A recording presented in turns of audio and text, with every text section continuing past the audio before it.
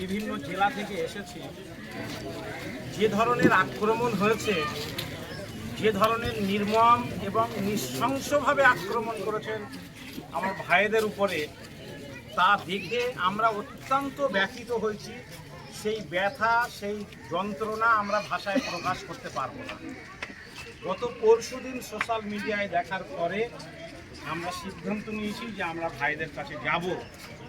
কেন পুলিশ প্রশাসন প্রত্যেকটা আসামিকে গ্রেফতার করবে না?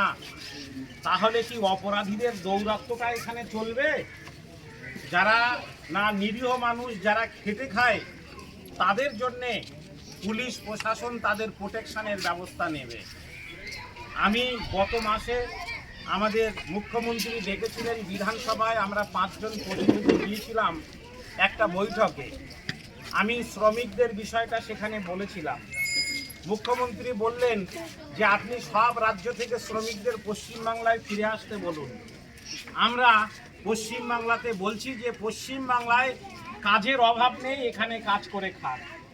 আমি আজকে সাংবাদিক বন্ধুদের মাধ্যমে আমার এই ভাইদেরকে পাশে নিয়ে আমি মাননীয় মুখ্যমন্ত্রীকে আমি প্রশ্ন করতে চাই যে আপনি বললেন যে পশ্চিমবাংলায় ফিরে আসুক, উড়িষ্যায় কাজ করার দরকার নেই, হরিয়ানা, মহারাষ্ট্র, গুজরাট, আসাম কোথাও বাঙালিদের থাকার দরকার নেই, তারা পশ্চিমবাংলায় এসে এখানে খেতে খাক।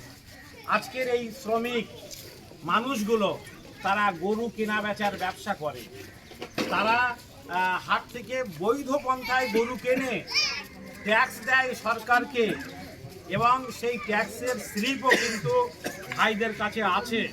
তারপরেও বাজার থেকে কেনা জিনিস তারা বাড়িতে আনতে পারছেন না। কেন না?